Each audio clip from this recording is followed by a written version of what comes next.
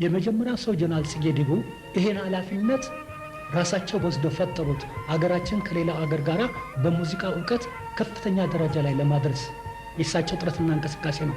እሳቸው ቢኖሩ ኖሮ ይህ የሲምፎኒ ኦርኬስትራ የት ቦታ እንደሚደርስ አይታወቅም። ለምን በዛን ሰዓት ሁሉ ከአፍሪካ ተወዳዳሪ የነበረው ግብጽ ብቻ ነበር ተብሎ ይነገርለት ነበረ። ይህንን የተለያዩ ጋዜጦች ሁሉ አስመረውበታል በከፍተኛ ደረጃ። ግን ክቡር ዘበኛ መሰረቱ ሙዚቃ ክፍላችን አይደለም እንዴ? አዎ። ስለዚህ በዚያ መልኩ አሁን ቅድማ ታመንታ ሲናገር ታሪክ እንዳይበላሽ መሰረቱን እንዳይለቅ እነማን ናቸው መባል ይመጣል። እኛ ልናልፍ እንችላለን። አሁን እነማን ናቸው የት ያውቃል? ዝም ብሎ ዘላብዶ የሚባል ነገር አለ። እንዳይመጣብን ተጠንቅቀን ሰዎችን በመብራት እንፈልጋለን። ወታደሮችና እንደገናም ደግሞ እናንተም ከዛ በኋላ በዛው ተመራችሁ በዛው እሱ በፈጠሩ አንዳንድ የማሰልጠኛ ጣቢያዎች ታነጻችሁ ወጣችሁ መጨረሻ ላይ በገፋችሁበት ነው።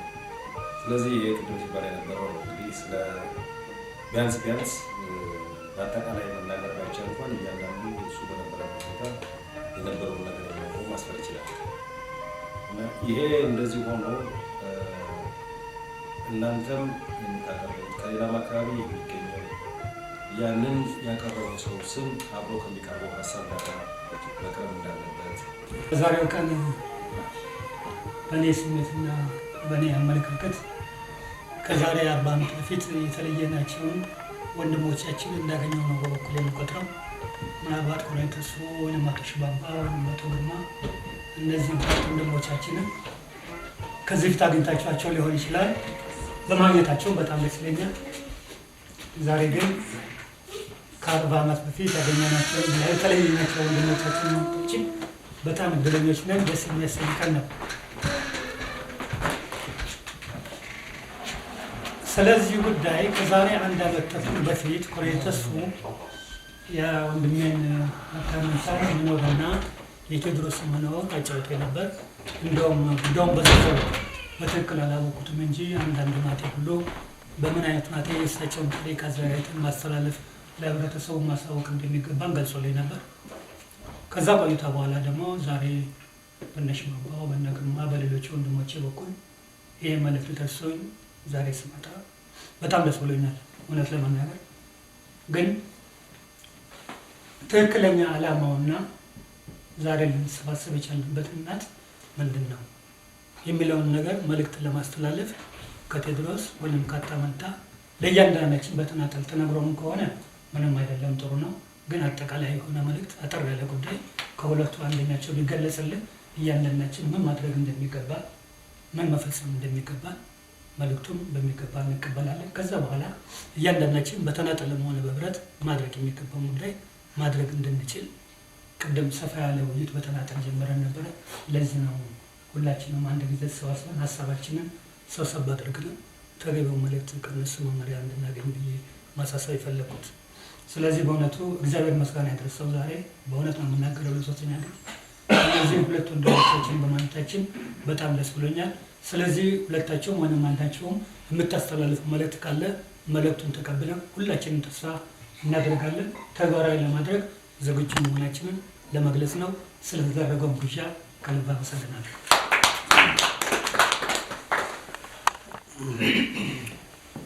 በትክክል እሱ የመጀመሪያው ቀን በመሆኑ ሊነሳ የሚገባው ነገር ነው። ትክክል ነው። ምናልባት ቀደም ስንል እኔ ግርማ ሽባባውን ሊያውቀው ይችላል። እንግዲህ የምታውቁት ታውቃላችሁ። እና እኔም ከንጉሴ ጋር የተገናኘሁለት አብዛኛውን በሰፊ የተወያየ ነው። ስለ ጀነራል ጉዳይ ስለ አባታችን በስጋ ባንወለድ ለእኛ አባታችን ናቸው በሚል አነጋገር ነው የተወያየ ነው። አሁን ንጉሴ እንዳስቀመጠው በእውነት ቴዎድሮስና ታመንታ እህቶቹም ራሔል፣ ሶፊያ፣ ሌሎቹም አሉ። እነዚህ ሁሉ እንዲያው በአካል ቢያንስ ሁለቱን ሴቶች አይቻለሁ። አንድ ነው የሚቀረኝ። ተገናኝተናል። ያላቸው አስተሳሰብ እናንተም የአባታቸው ፍቅር በጣም በጣም በጣም የጸና ነው። እንደውም ቴዎድሮስ ሊያርመኝ ይችላል። ሶፊያ ሻይ ግብዣ አድርገን እዚያ ትንሽ ጠራን ጊዜ እንባዋ እስካሁን ይታየኛል። የዋር ያፈሰችው እንባ እና በዚህ መልኩ እኛን ማስለቅሳናለች። እና ነገሩ ትክክል ነው። ንጉሥ ያነሳው አብይ ነጥብ ነው። ምንድን ነው የምንሰራው? እያንዳንዳችን የሰራነውን ሰርተናል። አሁን ወደፊት ደግሞ ከአሁኗ ደቂቃ ጀምሮ ወደፊት ደግሞ ምን ማድረግ አለብን? እንቅልፍ ሳይወስደን በጽሁፍ ያለ ነገር ካለ፣ ፎቶግራፊ ያለ ነገር ካለ ሰዎችን አፈላልገን ሰው በሰው አሁን የቅድም አማረ ዲንሳን አንስሳው እናንተም ደግሞ ታውቁት ሊኖር ይችላል። እንዲህ በመጓተት የምናገኘውን ነገር ያው እሱ መሄጃው አታመንታ መሄጃው ደርሷል ይዞ እንዲሄድና መጽሐፉም እዚያ ነው የሚጻፈው የሚታተመው። ስለዚህ ደግሞ ይህንን እውነት ለመናገር እንደ ሁላችን እንደ መንፈሳችን እንዲያድር ይህ ታሪክ የጀነራል ጽጌ ታሪክ ብቻ ወይም የእነ ቴዎድሮስ ታሪክ ብቻ አይደለም፣ የእኛም ጭምር። እኔ በዚህ ነው የማምነው። ምክንያቱም እኛ አንዳንድ ነገሮች ከሰጠን ያለውን ነገር በቃላትም ከተናገር የእኛ ታሪክ ነው። ከኛ በላይም የሚያውቅ የለም። ሊኖር ይችላል ግን አናገኘውም። አሁን በችኮላ ለምሳሌ ኮሎኔል እሳቱ የጀነራል ጸሐፊ ነበር፣ ታውቃላችሁ? የጀነራል ጽጌ ጸሐፊ ነበር። እሱ አሁን እኔ እጠራዋለሁ እዚህ ይመጣል። እሱ ደግሞ ከኛ የተለየ የሚያውቀው ነገር ሊኖር ይችላል። አላውቅም አላውቅም፣ እንግዲህ ሰው እንዳስቀመጡት ሊሆን ይችላል። እና በዚህ መልኩ የንጉሥ ጥያቄ ትክክል ነው፣ አብይ ነጥብ ነው። ሁላችንም ግርማ 2 ሰው አንተ 3 ሰው ሁላችሁ ብትፈላልጉ የተሟላ ታሪክ ሊቀናጅ ይችላል የሚል ነው። አታመንታ አለ ምክንያት አልመጣም ወይ ቴዎድሮስ ሊጠይቅ ብቻ አልመጣም። አብይ የመጣው ነጥብ ለዚህ ነው እኔ እንደገባኝ። እና በዚህ መልኩ እስቲ ሁላችንም ጥረት እናድርግ። መልእክቱ ጥሩ ነው። ከእናንተ ተጨማሪ ከባለጉዳዮቹ ቢተላለፍ ደግሞ እኛን ይቆረቁረናል፣ ያተጋናል። አንድ ነገር ለማድረግ መፈለጉ ግምት አለኝ እንጂ ፕሪፍ የማውቀው ነገር የለም። በእውነቱ ሲመጡ እንደውም እሱ ጋር ብዙ ቆይተናል። እንደው በኋላ ነው ሌት ያወቅሁት የጀነራል መሆኑ። በጣም ደስ አለኝ። እዛ ተዋወቅን፣ እሱም ጋር ተዋወቅ፣ ከእህቱም ጋር ተዋወቅናል። እዛ መታ ግን በእርግጥ እኔ እንደዚህ ብቻ በራሴ ግምት አንድ ነገር ሊያዘጋጅ የፈለገ እንዳለ ነው አንደርስታንድ ያደረኩት እንጂ ግልጽ የሆነ ነገር እኔም አላወቅኩም በእውነቱ ለመናገር። እና እንግዲህ ኮሎኔል እንደነገሩ ከሆነ እንደዚህ አይነት ነገር ከሆነ የማንተባበርበት እና የምናውቀውን ነገር ሁሉ የማናደርግበት ምንም ምክንያት የለም። እስካሁንም የተቻለን እንደዚሁ ለማጠራቀም ያለውን ሞክረናል። ሞር ደግሞ እንግዲህ የተሻለ ነገር ለመስራት ንጉሴ እንዳለው እንደዚህ ግልጽ በዚህ ግልጽ ስንሰማ የበለጠ ነገር ለማድረግ ይቻላል። እሳቸው እንደቆጠሩ እናውቀዋለን። በ1952 ዓመተ ምህረት ገና የልጅ ወታደር ስቀጠር አንደኛ ትንሽ ሆኜ መጀመሪያ ነኝ። እሳቸው ራሳቸው ዛሬ አጠገቤ ቆመው እቺ ስታድግ ቅመም ትሆናለች እና የተቀጠርኩት የዛን ጊዜ መሆን አስታውሳለሁ።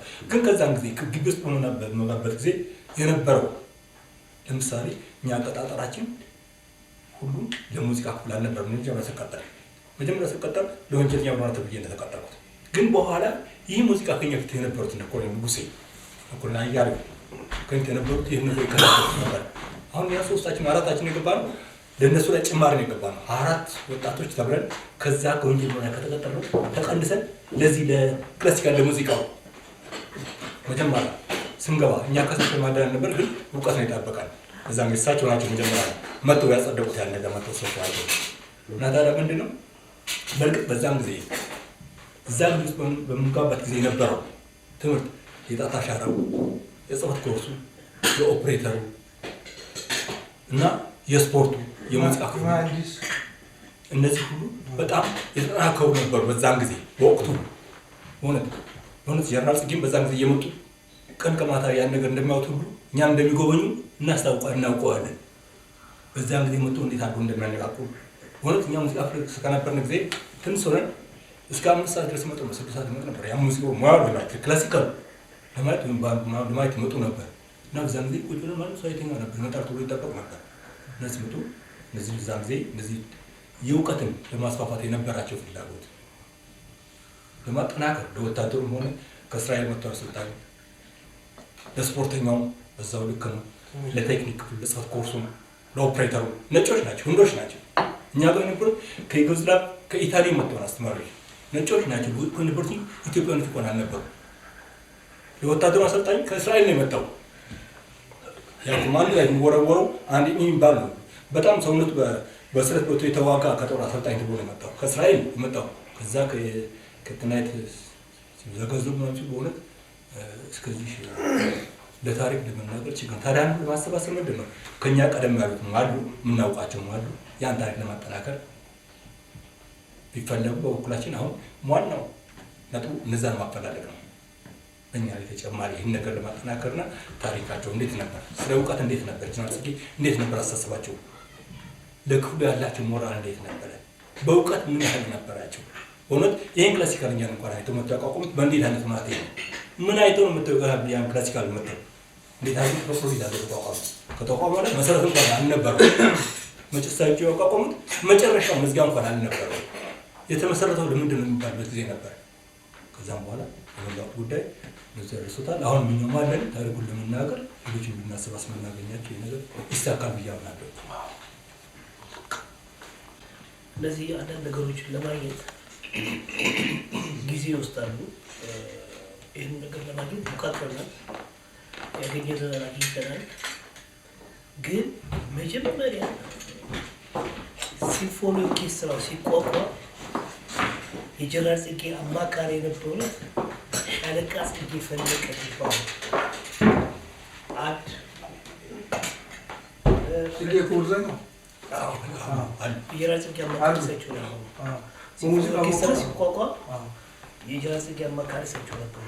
አንድ እሳቸው ማግኘት በእኔ በኩል እሳቸውንና ጓደኛ ኦርኬስትራ ውስጥ ነበረ ብስራት የሚባል እንደዚህ መጽሐፍት ሊጽፍ መጽሐፍቶች ሊጽፍ ፎቶግራፎች ምናምን እየሰበሰበ ስለሆነ እኔ በዚህ ሳምንት ውስጥ በዚያ በፊታችን ባለ ሳምንት ውስጥ ከአቶ አታመንታ ጋራ ተቀጣጥረን እንዴት ሊመሰረት እንደቻለ አንዳንድ ታሪኮች እንዲነግሩት፣ አንዳንድ ደግሞ ፎቶግራፎች ምናምኖችን ወይም የሰበሰቡ ነገሮች ካሉ ከመስራት ጋር እንዲነጋገሩ ይህን ለማድረግ የሞከሩ ልጆቻችሁ ደግሞ በየበኩላችሁ አንዳንድ ነገሮች ለማድረግ ሞክሩ። እኔ ዜና አንድ ጥሩ ነጥብ ነው እሱ ያነሳው። እንትን ተጨማሪ የጥንት ሰዎች መፈለግ አብይ ጉዳይ በምንም አይነት እንደው ይቅርታ አድርግልኝ።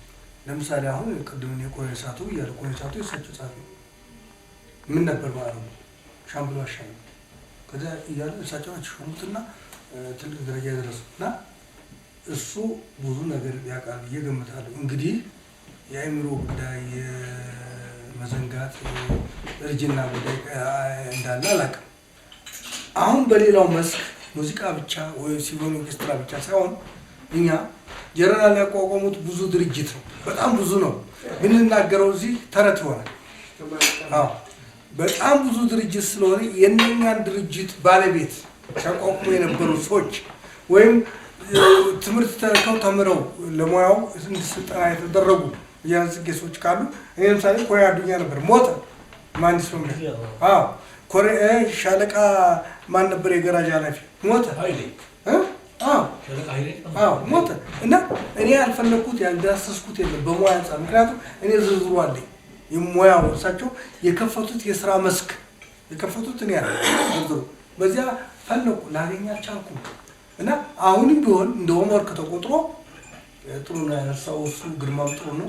ሰው ይፈለግ ከኛ እድሜ በላይ የሆኑ ሲመሰረት የነበሩ ፈለቀ ስለ ሙዚቃ ያውቃል። ጀነራል እንትና ማን ነው መነኮር ሻለቃ እንትና ጽጌ እኔ ጓደኛዬ ነው በጣም እና ስለ ሙዚቃው ጥሩ አድርጎ ያውቃል። አንዳንድ ሰዎች ክቡር ዘበኛ የሄደው ሙዚቃ አልተማረም የፖሊስ ሰራዊት ሙዚቃ የሚሉ አሉ። አሁን ግን ክቡር ዘበኛ መሰረቱ ሙዚቃ ክፍላችን አይደለም እንዴ? አይደለም እንዴ? አዎ። ስለዚህ በዚያ መልኩ አሁን ቅድም አታመንታ ሲናገር ታሪክ እንዳይበላሽ መሰረቱን እንዳይለቅ እነማን ናቸው መባል ይመጣል። እኛ ልናልፍ እንችላለን። አሁን እነማን ናቸው የት ያውቃል? ዝም ብሎ ዘላብዶ የሚባል ነገር አለ። እንዳይመጣብን ተጠንቅቀን ሰዎችን በመምራት እንፈልጋለን። እኔ እዚህ ላይ ነው ፎካስ ማድረግ ያለብን። አንድ ሳምንት አይፈጅብንም ካሰብንበት። እና እያንዳንዱ ሰው ያንኳኳ ይፈልግ። ይሄ ነው እንጂ ታሪኩን መናገር እንችላለን። እውነቴን ነው። አሁን እሱ እንዳልኩልህ ጀነራል ምን 6 ሰዓት 8 ሰዓት ሲወጡ እንደበለው ጠዋት ያ ቦክስ አሰልጣኝ እኛ ቦክስ ያሰልጥናል ማነው አሜሪካ ኔግሮ አሜሪካ እሱ ከማርፎቶ ይታለን የሚወጡሳቸው መቼ ያድራሉ እሳቸው ቤታቸው በእውነት እና ስለዚህ በዚህ መልኩ ያንንም መፈለግ ማን ነበር ስሙ ረጅም ሂውጅ ጥቁር እንዲህ ከመጣ ድማቅ እኛም እንዲህ ያንጠለጥለን ነበር በእጁ ምንድን ነው ስኳር ተይው እንዲጠጣል እና በዚህ መልኩ እንዳው ግርማም ወንክ አንተ ማን ነው ገዛይ ጥሩ ነው ያነሳቸው እኔ ልቤ ውስጥ ያለ ይቅርታ ገዛይ እና በዚህ መልኩ እሱም አሁን አታመጣ ቴዲ የሚፈልጉት ይሄ ነው ከኛ ማቹርድ ሆኑ የበሰሉ ሰዎች ማምጥቶ 5 የሚሆኑ 6 በሙያ ነው ግን አንዱ ሙያ ላይ 5-6 አለ የሚፈልግ ቢሆንም ግድ የለም ግን በሙያ አንጻር የበሰሉ የሚጽፍላቸው ምንም የሚለው የሚያረቀው ደዳቤ የሚበትነው ነው አቆይ ሰዓቱ ነው ያውቃል በደንብ ነው የማውቀው እና እናንተ በ52 ነው የተቀጠራችሁት እኔና ንጉሴ የተቀጠርነው ደግሞ በ49 ለተመትም በልጣቸዋል እና እንግዲህ እድሜ እንደዚህ ከኛ በፊት ደግሞ በ47 ነው ጀነራል የመጡት ፖሊስ በ47 የነበረ ሰው እንፈልጋለን ቅርታ አይደለም ወደ ሰራዊት የመጡሳቸው በ47 ነው እና እንዲህ አይነቱን ነገር ጥናት እንውሰድና እንደ ሆምወርክ ተቆጥሮ ፕሊስ እሱ ሊሄድ ይችላል ታሪኩ ግን ለሱ መስጠት እንችላለን ከተሰባሰበ እሱ ይሄድ ምንም ችግር የለም ግን እንተኛበት ማለት አይደለም ሲሆን እሱ ይዞት እንዲሄድ እንፈልጋለን አይምሮ ይሰበሰብለታል አለበዚያ ካስቸገረ ከሱ በኋላም ሊሆን ይችላል ማለት ነው እንዲሁ እናደርግ እዚህ ላይ እንደተባለው ምንድነው ኮኦፕሬተሩ እንደነው ሳራን የመሳሰለ አንድ ታዋቂነት ያላቸው ከስፈት ኮርሱ እና ማድረሳን የመሳሰለ ማንዳለው እንትን ጋብጃለሁ አልኳስታ እነዚህ ነገር አሁን ዳኛቸውን ይፈልጋሉ ዳኛቸው ዘለቀን ፈልጋሉ ሻለቃ ጽጌ በትምህርት ቤታችን አሉ እሳቸው ስልካቸውን ይጋለ ቤቱ ስልክ ቁጥራቸው ይጋለ እሳቸው በደውላችሁ እዚህ ማግኘት ይችላላችሁ ግን በጣም ይፈልጋላችሁ እኔ ተሰጠኛል እኔ ነበርኝ የፈንዳረኩታለ ሻለቃ ጽጌ ይጋለ ምራ ቤታቸው ይጋለ ሻለቃ ጽጌ እና እነዚህ እንግዲህ አንዳንድ ነገሮች እንግዲህ ታፈላልጉና ቢም ተወደት ቆይ ተቆልፊ አሰብቹ ታሪክ የሚገኘው የመሰረታዊ እንትኖች የታሩበት ቦታ የሚገኘው እንዳልከኝ በቆሬ ሳቱ ነው መሰለኝ ሳቱ ጋማ ሰቸው ጋር ሚስተር ያለው ሰቸው ጋር ዶክመንት የለም እርግጠኛ ነኝ የለቃሉ ባንደበት በዶክመንት የለም ግን ሁለተኛው ስለ ሙዚቃ ክፍል በአጠቃላይ ደግሞ የሚገኘው ከሻለቃ ጽጌ ጋር ነው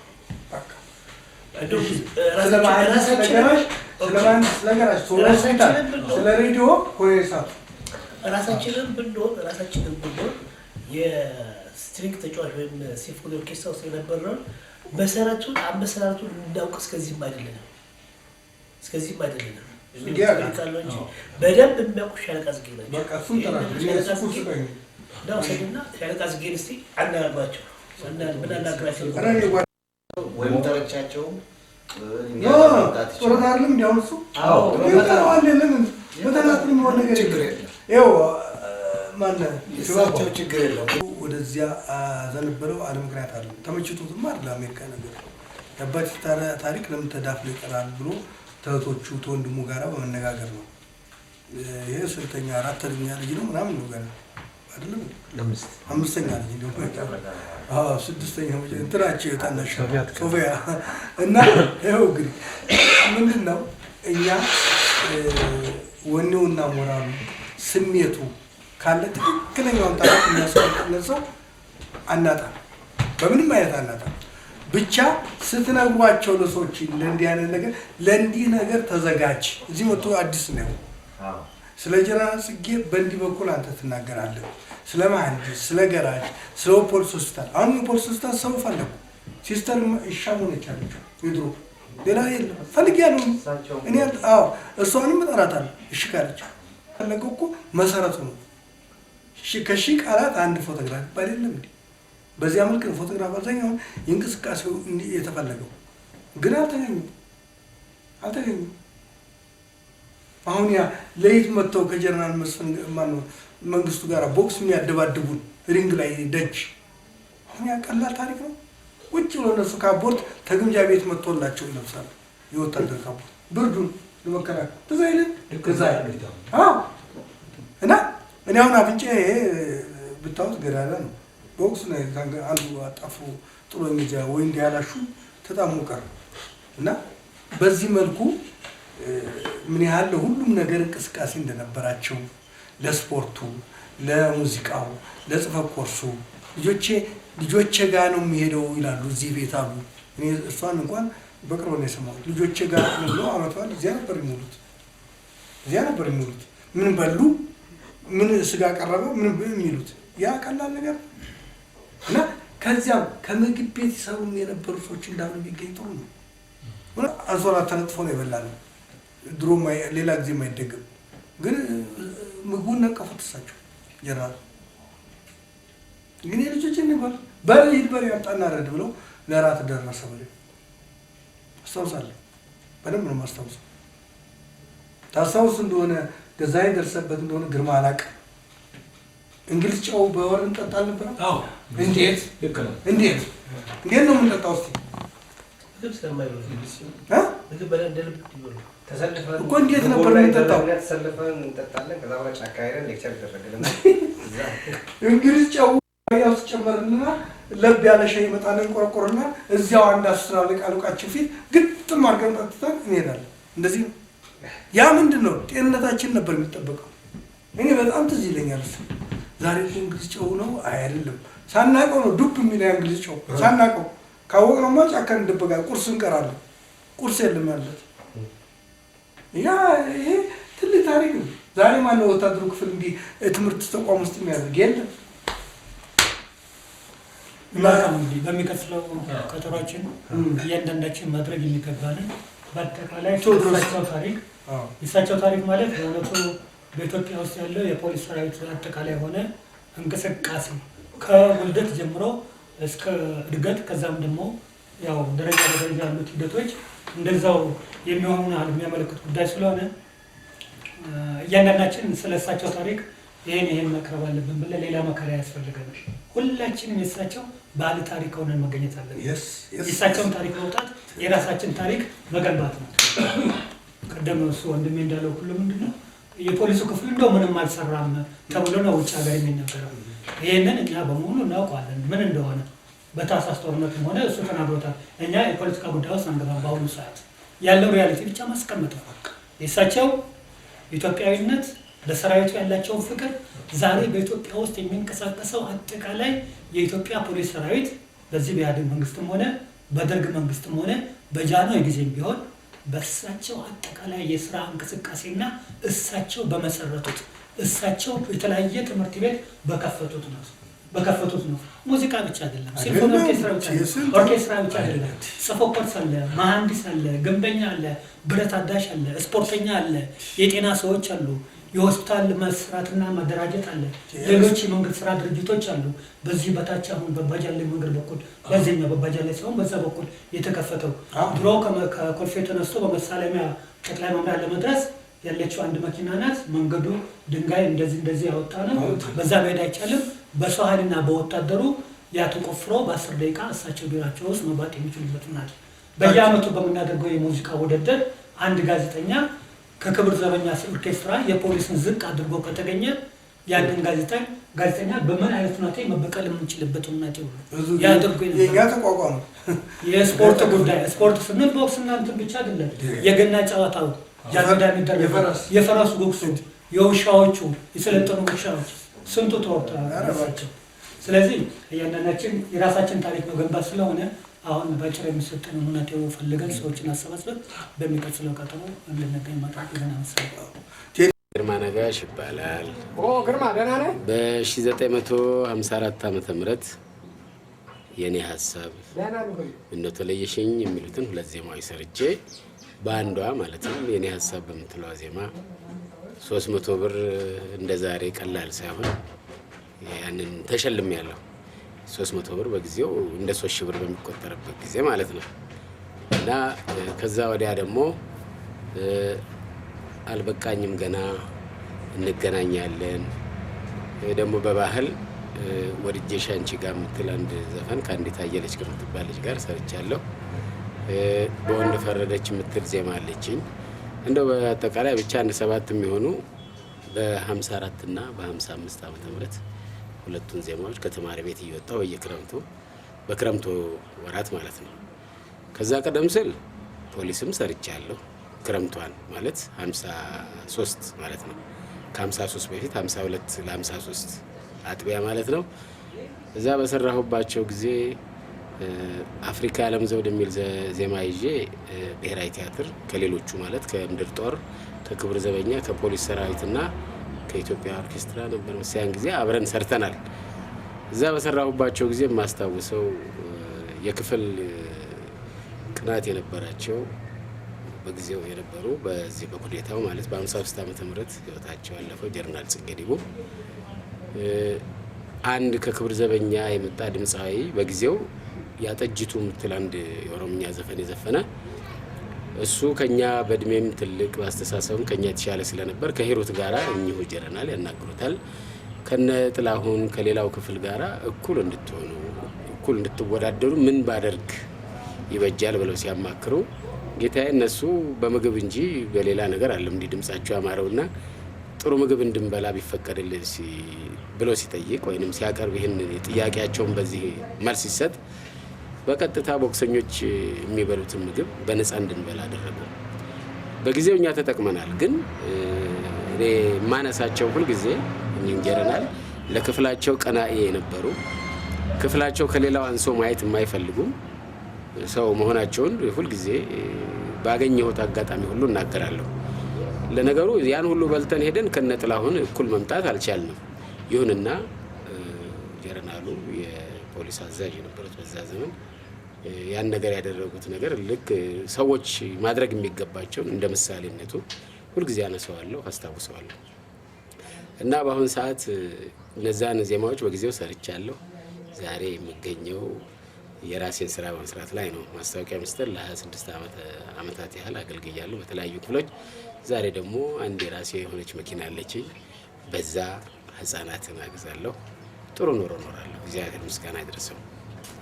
በነገራችን ላይ ፖሊስ የገባሁት በ1952 ከዛ ወዲያ ነው ኩዴታ የመጣው። በዛን ጊዜ ጀነራል ጽጌ ዲቦ በዛ በኩዴታ አልፈዋል። ግን አንዱ ደግሞ ከኛ ቀደም ብሎ አንድ የሰሩት እንትን ብዙ ጊዜ መኮንኖች ኮርስ ወስደው ከትምህርት ቤት ወጥተው ነው ለዛ ደረጃ የሚደርሱት። እሳቸው ግን ያ የክፍል ቀናኢነት ክፍላቸው ከሌላው ጋር እኩል እንዲሆን ከሚያደርጉት ጥረት አኳያ መስፍን ኃይል የሚባለውን ሰው በዛ በትምህርት ደረጃው ያንን የመኮንነት እንትን ደረጃ የሚያሟላ አልነበረም። ግን ጥሩ ድምጽ ስለነበረው ብቻ ክብር ዘበኛ እነ ጥላሁን የመሰሉ አገር ፍቅር ያሉት ደግሞ እነ ፍሬው ኃይሉን የመሰሉ ሌሎችም ጥሩ ጥሩ ጎበዝ ድምፃውያን ስለያዙ አንድ በዛ ደረጃ ያለ ድምፃዊ ለማግኘት ለዚህ ክፍል አስፈላጊ ነው ብለው ስላመኑ መስፍን ኃይሌን ሰው ሲያገናኛቸው ፈትነው አይተው ድምፁ ጥሩ መሆኑን ሲያዩ ለፖሊስ ኮከብ ሆኖ እንዲቀርብ መስፍን ኃይሌን እንዲቀጠር አድርገው ልክ ኮርስ እንደወሰዱት ሰዎች ኮርስ ሳይገባ 100 አለቃ ማዕረግ ሰጥተው በዛች ይዘው ያሰሩት ነበር። እና ምንድነው ጀነራሉ ለክፍላቸው በጣም ቀናኢ ነበሩ። በሌላውም ነገር ስንሰማ ክብር ዘበኛ ኦፕሬተሮች ነበሩ። ያን የኦፕሬተር ሙያ ፖሊስም ውስጥ ያን ሙያ እንትን ለማለት ክብር ዘበኛ እንትና ማን ጀነራል መንግስቱ ነው አይን ይቀርቡ ስለነበረ በዛች በቀረቧቸው በመቅረብ ብቻ በዛች በቅራረብ አማካይነት የፖሊስ ክፍልም በዛ በኦፕሬተርነት ሙያ ጥሩ ደረጃ ላይ እንዲደርስ ያደረጉ ጥረት ያደረጉ ትልቅ ሰው ናቸው። እንግዲህ የኚህ ሰው ስራ ሌላም ሰው ለክፍሉ ቀናኢ እንዲሆን የሚያስተምር ነበር። ብዙ ቦታ ላይ ኢንተርቪው ሲደረግ እናገራለሁ። ሰዎቹ ግን ለምን እንደሆነ አላውቅም ያለፉ ሰው ናቸው። በጥሩ ነገር ለሀገር ሲሉ ያለፉ ያው ኩዴታው ለውጥ ለማምጣት ስለነበረ የሚያሳፍር እንኳን አልነበረም። ግን በአጋጣሚ ባለብሾም ፕሮግራም ይህንን ነገር ደጋግሜ አንስቼ ሌላውን ነገር ሲያሳልፍ ይችን ቆርጦብኝ አዝኛለሁ እና እኚህ ሰው ለሚመጣው ትውልድ ሰው ለክፍሉ ቀናይ መሆን እንዳለበት የክፍል ውድድር ደግሞ ሲደረግ ዞሮ ዞሮ በጥቅሉ ለሀገር ጥሩ ነገርን ማፍራት ይቻላል፣ ጥሩ ደረጃ ላይ መድረስ ይቻላል። በዚህ ስራቸው እንደው ቢሞቱም ከኒያፍ ስራቸውን ሁሉ ጊዜ እናገራለሁ። እሳቸው በህይወት ባይኖሩም ስራቸውን አስታውሰዋለሁ፣ አነሳቸዋለሁ። የኢጣሊያ ወራሪ ጦር ከሀገራችን ተባርሮ እንደወጣና ፖሊስ ሰራዊት በ1934 ዓ.ም በአዋጅ ከተቋቋመ በኋላ የባንድ ሙዚቃ ክፍልም በስሩ ተመስርቶ ያቀርባቸው በነበሩት ልዩ ልዩ ወታደራዊ ማርሾች በጊዜው ተደናቂነትን አግኝቶ እንደነበር በታሪኩ ተወስቷል። ሰራዊቱ እንደገና በአዲስ መልክ በ1949 ዓ.ም ሲቋቋም በወቅቱ ከነበሩት ትምህርት ቤቶች ወጣቶችን በመመልመል ቀድሞ የክብር ዘበኛ ይባል በነበረው ክፍል ሰልጥነው የሰራዊቱ የተሟላ የባንድ ሙዚቃ ክፍል እንዲኖረው ተደርጓል። በ1948 ዓ.ም የሰራዊቱ ጠቅላይ አዛዥ የነበሩት ብርጋዴር ጀነራል ጽጌ ዲቡ ዘመናዊ ሙዚቃ በሰራዊቱ ውስጥ ተጠናክሮ መደራጀቱ አስፈላጊ መሆኑን ስላመኑበት በሐምሌ ወር 1948 ዓ.ም በኮሎኔል ረታ ደመቀ አስተባባሪነት ባንድና ኦርኬስትራው የተሟላና በወቅቱም ዘመናዊ የነበረ የሙዚቃ መሳሪያ ከውጭ ሀገራት መጥተው የመጀመሪያው ምዕራፍ ተግባሩን በ1950 ዓ.ም ጀመረ። ብርጋዴር ጀነራል ጽጌ ዲቡ ሙዚቃ ክፍሉን በማደራጀት ብቻ ሳይገቱ የውጭ ሀገር ዜግነት ያላቸውን የሙዚቃ ምሁራንን በማስቀጠርና እንዲያስተምሩ በማድረጋቸው ሙዚቃ ክፍሉ በአዲስ መልክ ዳብሮና አሸብርቆ በ1952 ለ1953 ዋዜማ ዘመን መለወጫ የሰራዊቱ ሙዚቃና ቲያትር ክፍል ሙያተኞች ከመሰል ተቋማት ማለትም ከምድር ጦር፣ ከክብር ዘበኛና ከሌሎች ቲያትር ቤት አርቲስቶች ጎን በመሰለፍ ከህዝብ ከመተዋወቃቸውም ሌላ አድናቆትን አትርፈዋል። የሰራዊቱ ጠቅላይ አዛዥ ውጥናቸው ግብ መጥቶ የፖሊስ የሙዚቃና ቲያትር ክፍል በየመድረኩና በየአደባባዩ በሚያስገኘው አመርቂ ውጤት ስለተደሰቱ ለአርቲስቶቹ የማበረታቻ ሹመትና ሽልማት ከማድረግ ባሻገር አዳዲስ የመድረክ ልብሶችም በተጨማሪ እንዲገዙ አድርገዋል ነው የሚባለው።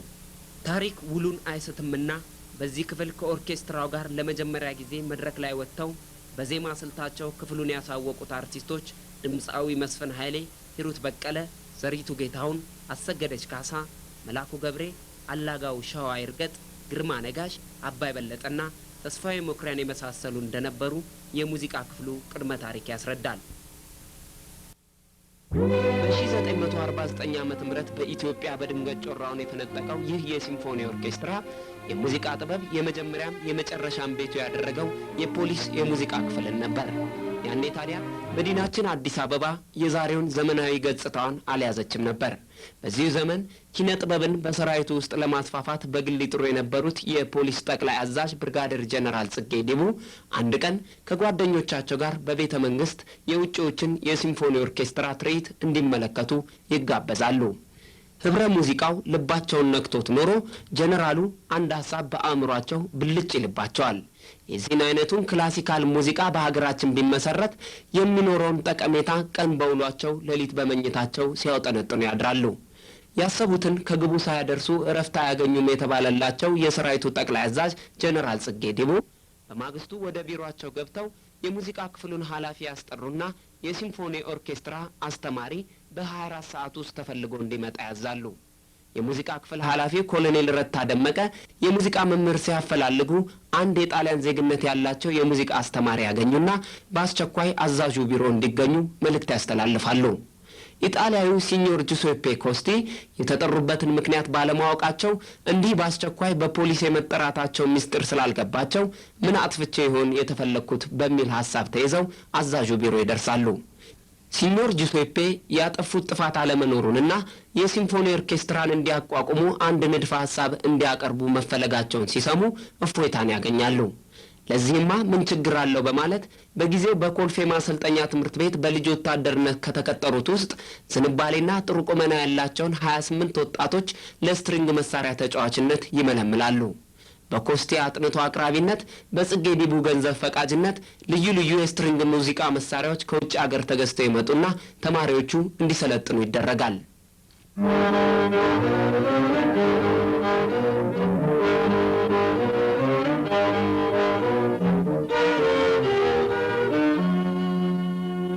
እንዲህ እያለ እስከ 1963 ዓመተ ምህረት የዘለቀው ለመደራጀቱ ብዙ የተደከመለትና የተለፋበት ከፍተኛ ተደናቂነት የነበረው የሲምፎኒ ኦርኬስትራ በዚሁ ጊዜ ሙሉ በሙሉ ተግባሩን አቋረጠ። ቫዮሊን፣ ቪዮላ፣ ቼሎ የተባሉት የሙዚቃ መሳሪያዎችም ወደ የመጡበት ማህደር ተከተቱ። ገሚሶቹ ካሉበት ቦታ ሳይንቀሳቀሱ ዘመናትን አስቆጠሩ። የዚህ ፕሮግራም አዘጋጆች ይህንን ዝግጅት ለማጠናቀር ኮልፌ አካባቢ የሚገኘው ወደ ባለ ታሪኩ የፌዴራል ፖሊስ ሙዚቃና ቲያትር ክፍል ባቀናነበት ወቅት ያየነውና በካሜራችን የቀረጽነውም ይህንኑ ነበር። የሙዚቃ መሳሪያዎቹ ለዓመታት የመቀመጣቸው ሁኔታም የባለሙያ ያለህ የሚሉ አስመስሏቸዋል። ኮሎኔል ንጉሴ ዳኜ የቀድሞ የሲምፎኒ ኦርኬስትራ አባልና ከ1961 እስከ 1965 ዓ.ም እንደገናም ከ1967 እስከ 1973 ዓ.ም በሙዚቃ ክፍሉ በአዛዥነት ያገለገሉና ሙዚቃ የቀመሩ በቫዮሊን መሳሪያ ልዩ ችሎታ የነበራቸው ናቸው።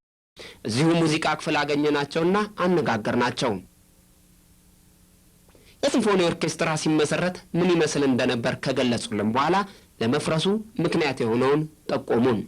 በመደጋገም ብሔራዊ ቲያትርና አንዳንድ ቦታ ሙዚቃ አቅርበናል፣ የክላሲክ ሙዚቃ አቅርበናል።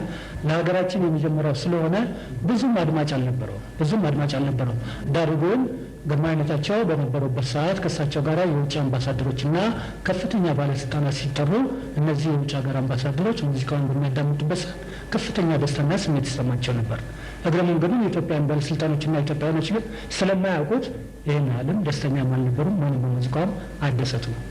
አንድ ጊዜ ለግርማዊ ጃንሆይ እሳቸው በተገኙበት በብሔራዊ ቲያትር ከፍተኛ ሰዎችና ባለስልጣኖች የውጭ ሀገር አምባሳደሮች ባሉበት ቦታ የሙዚቃውን ኮንሰርት ለማቅረብ ዝግጅት ላይ እያለን ስንጠባበቅ እኛም ይህ ቀን እንግዲህ የመጨረሻ ቀናችን ነው፣ ዛሬ ጃንሆይ ይመለከቱናል፣ ከዛሬ ጀምሮ ከፍተኛ ደሞዝ እናገኛለን፣ ስራችን ሁሉ የተቃና ይሆናል ብለን በምናስብበት ጊዜ ብሔራዊ ቲያትር መሳሪያችን ተዘጋጅቶ ጨዋታን ለማቅረብ ህዝብ ተሰብስቦ ግጥም ባለበት ጊዜ በወቅቱ የነበሩት ደጃዝማች ግርማቸው ተክለሐዋርያት ይባሉ ነበር፣ ከፍተኛ ባለስልጣን። ያው ቀደም እንደነገርኩ የዚህ የክላሲክ ሙዚቃ በጣም አልተጠናም፣ አልተወደደም፣ አልተሰማም። በጆሮም ይሄን ካላወቁት በስተቀር የሚስብ ስላልሆነ ልክ ሙዚቃውን ለመጀመር የተወሰነ ደቂቃ ብቻ ሲቀረን እኛ ከመድረክ ላይ ያባረሩ ነው። ውጡ ሀሌ አታስፈልጉም አሉ። ለምን ብለን ስንል በቃ አታስፈልጉም፣ ጃንሆይ ጊዜ የላቸውም ተባለ። በዛን ሰዓት እኛም ኮንዳክት የሚያደርገን ጸጋዬ ደባልቄ ነበረ። አለቀሰ፣ እሱ ተበሳጨ። እኛ ልጆች ነን። ከዛን ሰዓት የሙዚቃ መሳሪያውን ተው፣ ወደ ካምፕ መግባት የሚገባን በወታደር መኪና ነበረ። እሱን ተውና ሁላችንም ልብሳችንን እንደለበስ ህጻናቶች ነን። ወደ ደጃቸው ቤት ሰፈር ወደ ዳንስ ቤት አካባቢ፣ ግማሹ ወደ መርካቶ፣ ግማሹ ሌላ ቦታ ሄደ። በቃ እንደዚህ ጠፋን። በሚሊታሪ ፖሊስ ስንፈለግ አልተገኘንም። በማግስቱ ፈኖራሽ በሙሉ እኛ ፈለገ። አዲስ አበባ ከተማ ውስጥ ሲዘዋወር ተፈልገን ተገኝተን የወታደራዊ ስነ ስርዓት እርምጃ ተወሰደብን። መጨረሻ አካባቢ የተዳከመው 58 59 ጀምሮ ነው። 8 ዓመት ያህል ትምህርቱን ከኛ ጋር ሲማሩ የነበሩት ጓደኞቻችን ራሳቸው ለ8 ዓመት ያህል ትምህርቱን ተከታትለው መጨረሻው አካባቢ ላይ በዚህ ውጤታማ ባለመሆናቸው ከዚህ ከሙያ ስራ ተነስተው ወደ ተለያየ የፖሊስ ስራ አገልግሎት ተዛውረው እንዲበተኑ ተደርጓል። ይኸው ምንድነው? ለስራው ብቃት ባለመኖራቸው ነው።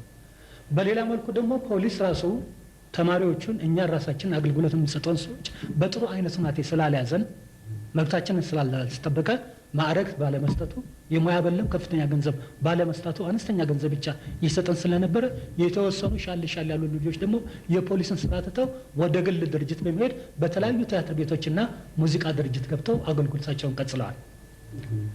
መጨረሻ አካባቢ ላይ ደግሞ ከዚሁ ክፍል ውስጥ ያለነው ወጣት ተማሪዎች ሙዚቃውን ባለመፈለግና በመተው ቀጥታ ወደ ፖሊስ ኮሌጅ ገብተን በመኮንነት መመረቃችን የሙዚቃ ክፍሉን ወይም የሲምፎኒ ኦርኬስትራውን ቁጥርና ስራውን አዳክሞታል።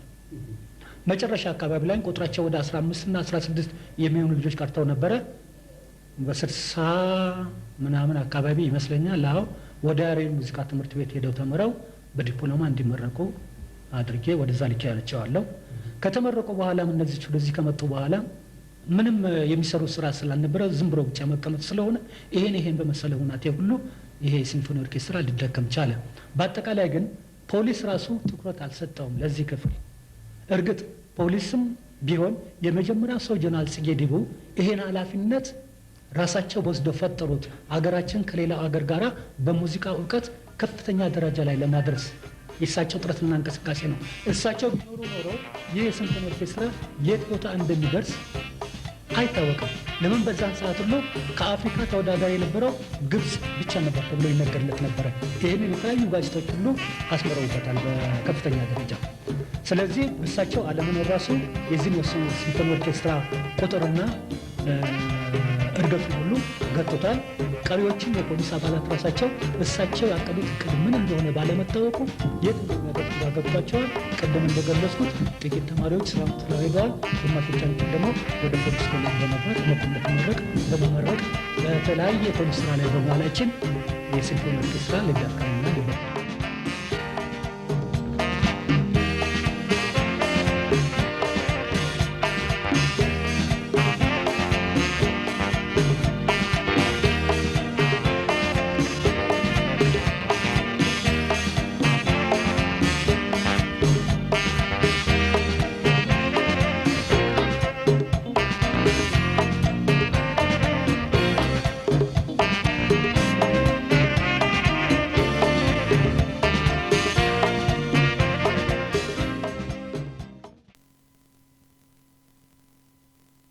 ያድኩህ እኔን ካንተ በፊት ካይኔ እንዳላጣ ሚስጥሬን ገልጬ ህመሜን ነገርኩ ጠላው አላልኩም አሁንም ወደድኩ እያለች ድምጸ መረዋ ሂሩት በቀለ ስትጫወት እናሰማለን። የዜማው ደራሲ አያሌው አበበ፣ የግጥሙ ደራሲ ተስፋ አበበ፣ ግጥሙን ከሙዚቃ ያስማማው አያሌው አበበ።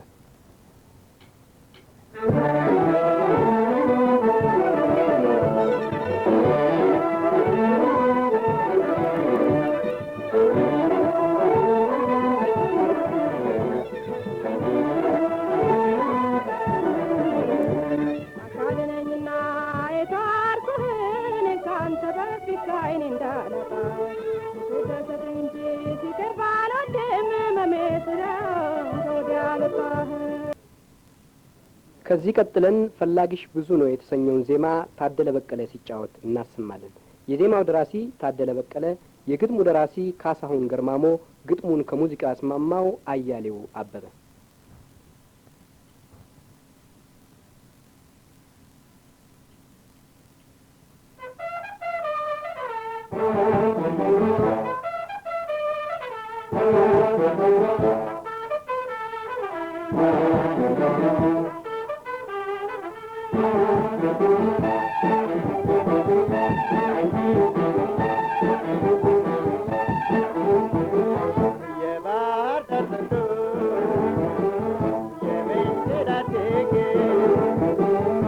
የፖሊስ ሰራዊት የሙዚቃና የቲያትር ክፍል ለ1962 ዓ.ም አዘጋጅቶ ካቀረባቸው አዳዲስ ዜማዎች መካከል የዘመኗ ኮከብ የሆነችውን ዜማ እናቀርባለን። አርዕስቷ እንዴት በገዛጅሽ የተባለች ሲሆን የዜማው ደራሲ በኃይሉ ሼቴ፣ የግጥሙ ደራሲ በኃይሉ ሼቴ፣ ግጥሙን ከሙዚቃ ያስማማው ግርማ ኃይሌ።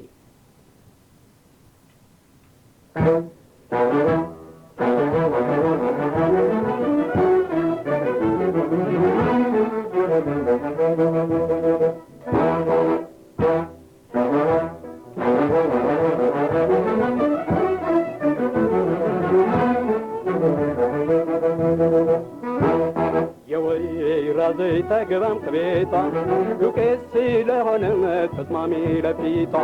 ከዚህ ቀጥለን የምናቀርበው ዜማ የወፌ ብር አበባ የተሰኘ ሲሆን የዜማው ደራሲ አያሌው አበበ፣ የግጥሙ ደራሲ አያሌው አበበ፣ ግጥሙን ከሙዚቃ ያስማማው አያሌው አበበ፣ ድምፃዊ ተጫዋች ዘሪቱ ጌታሁን።